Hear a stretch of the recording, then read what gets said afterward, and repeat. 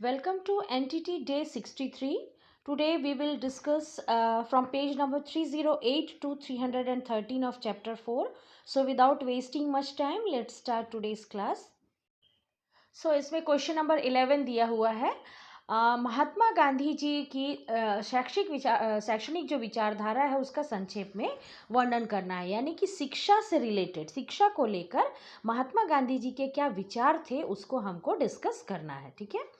भारतीय गणराज्य निर्माता के रूप में लिया जाता है, यानी भारतीय जो संविधान है हमारा, जो गणराज्य, हम जानते हैं इसको गणराज्य कहा जाता है।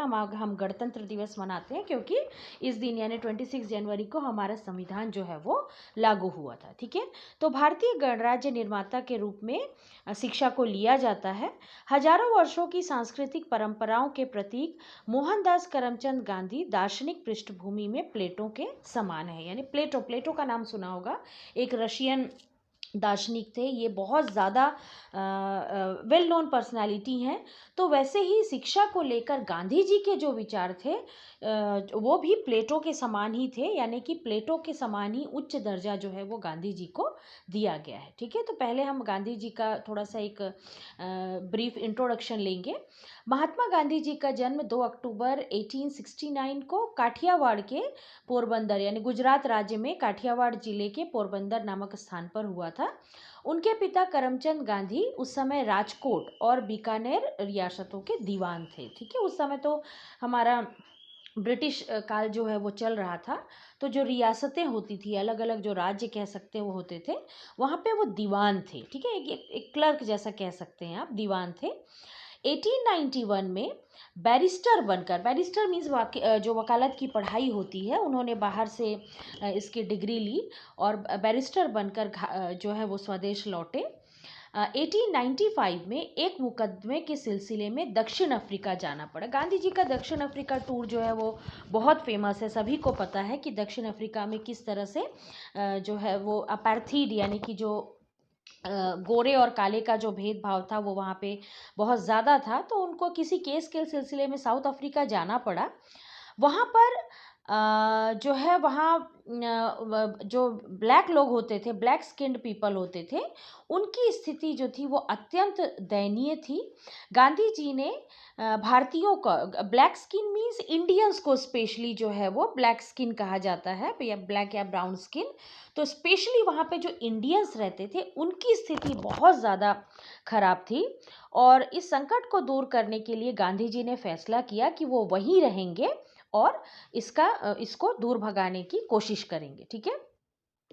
गांधी जी का जीवन दर्शन क्या है, उनकी फिलॉसफी ऑफ लाइफ। विश्व जीवन व्यक्ति और समाज के आपसी संबंधों के, विश्व यहाँ कॉमा कह सकते हैं आप, विश्व यानी पूरा वर्ल्ड, जीवन यानी लाइफ, व्यक्ति यानी इंसान, और समाज के आपसी संबंधों के बारे में उनका अपना चिंतन है, अपनी एक सोच है। उन्होंने स्वयं कहा है कि मैं ईश्वर की एकता में विश्वास रखता हूँ। उनका विचार है हम अनेक भी हैं किंतु हमारी आत्मा एक है। ईश्वर की एकता नहीं होगा, यहाँ पर हम इंसानों की एकता होगा। इंसानों की एकता में विश्वास रखता हूँ, यानी हम भले अलग अलग हैं, गोरे हैं, काले हैं, जिस भी धर्म के हैं, लेकिन हम बेसिकली एक हैं क्योंकि हमारी आत्मा एक है। हमें उसी परम पिता परमेश्वर ने हमें पैदा किया है। सूर्य की अनेक किरणें हैं किंतु उनका स्रोत एक ही है ना। सारी किरणें चाहे वो किसी भी दिशा में जाती हो, कुछ गर्म हो, कुछ ज़्यादा गर्म हो, लेकिन है तो उसका स्रोत एक ही, यानी सूर्य। ठीक है।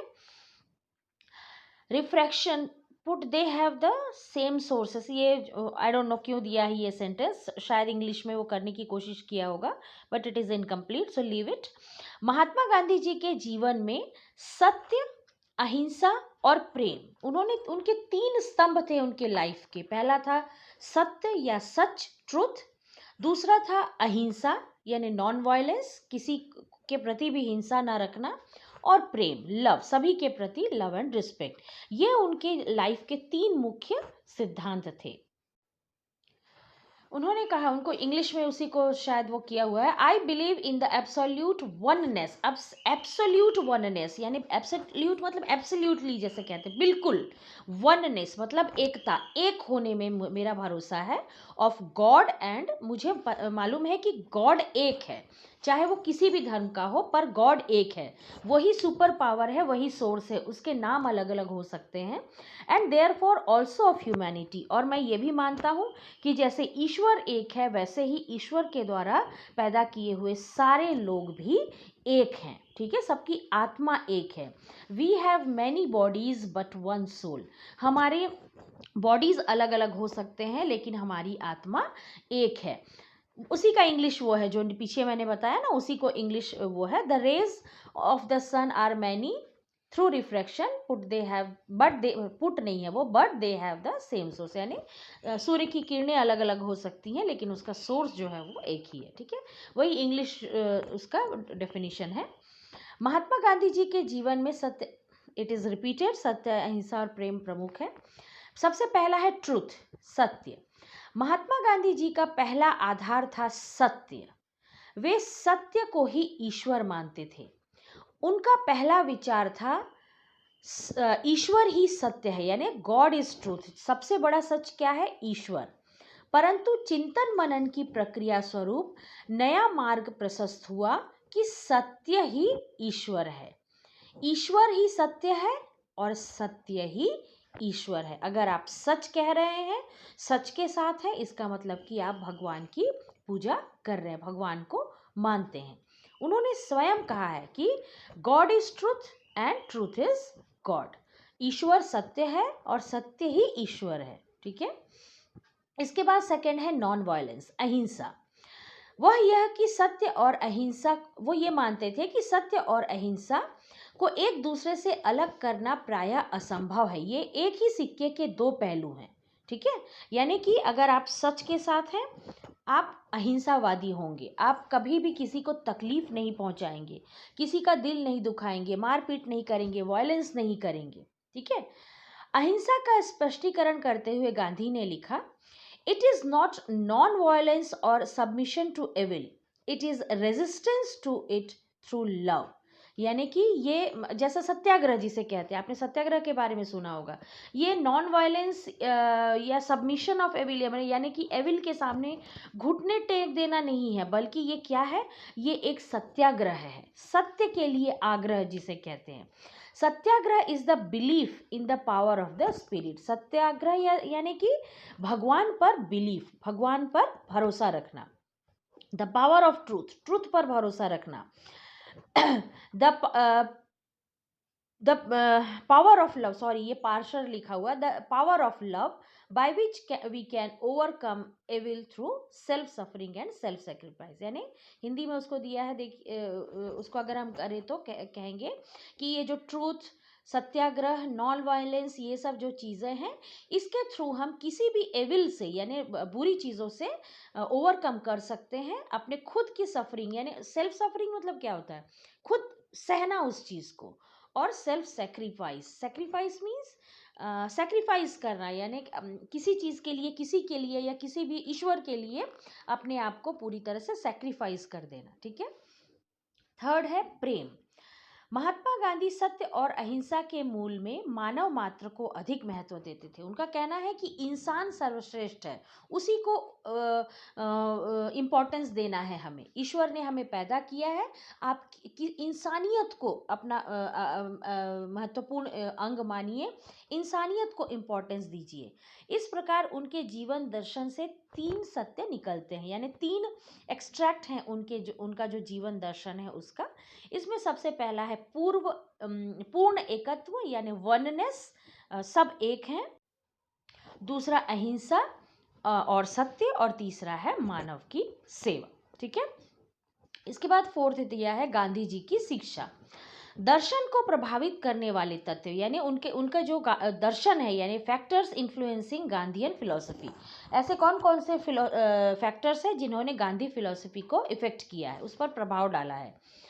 महात्मा गांधी ने टॉल्स्टॉय आश्रम, टॉल्स्टॉय एक बहुत बड़े दार्शनिक रह चुके हैं, टॉल्स्टॉय आश्रम में एक अखबार निकाला। आश्रम कि प्रेस में वो अखबार छपता था। प्रेस को केंद्र मानकर यानी सेंटर मानकर उन्होंने शिक्षा का प्रयोग स्वयं अपने एवं आश्रम के बच्चों पर किया।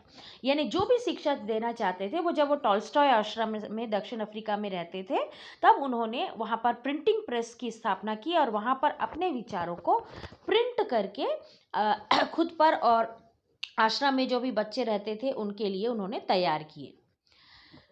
महात्मा गांधी की शिक्षा दर्शन जो है यानी फिलॉसफी उनके जीवन से प्रभावित था, फिलॉसफी से प्रभावित होते थे। और थर्ड है महात्मा गांधी जी की विद्यमान शिक्षा, महात्मा गांधी जी की जो वर्तमान शिक्षा प्रणाली के प्रति संतोष था, यानी सब कुछ अच्छे से इंग्लिश वगैरह सब कुछ पढ़ना चाहिए, ये सारी चीज़ें वो मानते थे। हालांकि ये सेंटेंसेस कुछ गड़बड़ दिए हुए हैं, तो बस ऐसे जस्ट इसको रीड कर लीजिएगा। अब आते हैं गांधी जी की शिक्षा दर्शन के प्रमुख आधार यानी basis of Gandhi ji educational philosophy. सबसे पहला, शिक्षा दर्शन में आदर्शवाद यानी एजुकेशन फिलॉसफी में क्या होना चाहिए, आदर्श, मॉरल जिसे कहते हैं, है ना, ये पूरा का पूरा आदर्श पर डिपेंड है। दूसरा, व्यवहारिक शिक्षा दर्शन, पहला इसमें डैश डैश करके दिया हुआ है, देखिएगा कुछ गड़बड़ जैसा सेंटेंसेस हैं, मैं जस्ट अपने शब्दों में समझा रही हूँ। व्यवहारिक शिक्षा दर्शन यानी जो प्रैक्टिकल नॉलेज होता है वो, उस पर बल दिया उन्होंने। गतिशील शिक्षा दर्शन, गतिशील यानी एक्टिव होना है, एक से दूसरे में जाना है, शिक्षा को एक ही जगह पर नहीं रह जाना है, ठीक है। और चौथा, उन्होंने कहा कि शिक्षार्थी यानी विद्यार्थी जो है वो सबसे ज़्यादा महत्वपूर्ण होते हैं। फिर सच्ची शिक्षा, उसके बाद उद्योग केंद्रित यानी फैक्ट्री ओरिएंटेड होने चाहिए, या इसको कह सकते हैं कि आप इंडस्ट्री ओरिएंटेड, यानी बच्चे जो भी पढ़े लिखे उससे उनको नॉलेज, टेक्निकल नॉलेज मिलना चाहिए। इसके बाद है क्रिया तथा अनुदान क्रिया यानी एक्टिविटी, अनुदान मीन्स क्या कह सकते हैं आप, एड, किसी को हेल्प करना, है ना। आप अगर आपके पास कुछ है तो आप अपने में से थोड़ा सा कुछ सामने वाले को, गरीब जो है उनको देकर, अनुदान करके या हेल्प करके उनको आगे बढ़ा सकते हो। सेल्फ इंडिपेंडेंस, आत्मनिर्भरता।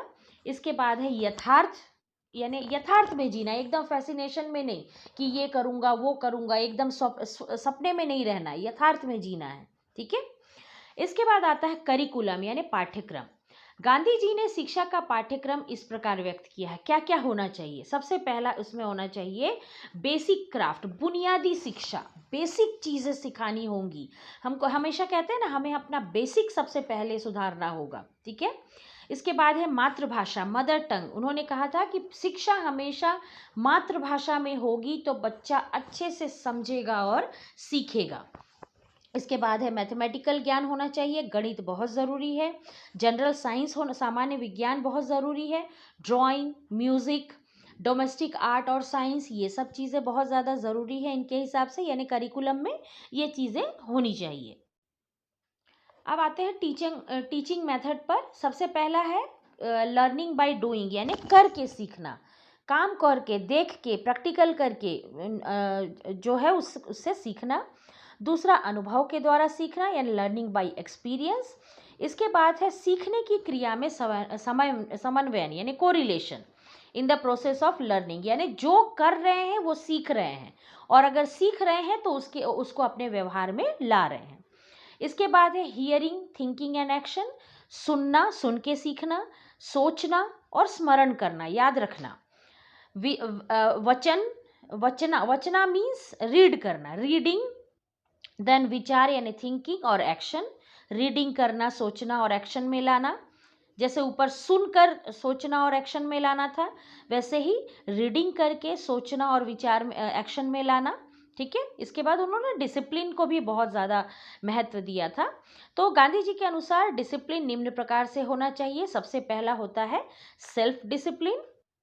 इसके बाद है वॉलेंटरी डिसिप्लिन, सेल्फ डिसिप्लिन यानी अपने आप को, अपने ऊपर डिसिप्लिन।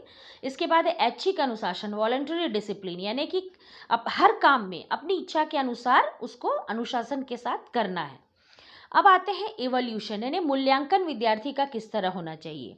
गांधी जी का शिक्षा दर्शन जो है वो मनोविज्ञान यानी साइकोलॉजी, समाजशास्त्रीय यानी सोशियोलॉजी और जीवन शास्त्र यानी जो एक लाइफ की जो कह सकते हैं चीज़ें हैं, उस दृष्टि से उनका कहना था कि ये तीनों चीज़ें जो हैं वो शिक्षा में होनी चाहिए। साइकोलॉजी भी होना चाहिए, समाजशास्त्र भी होना चाहिए और लाइफ स्किल यानी जीवन शास्त्र जो है वो भी होना चाहिए।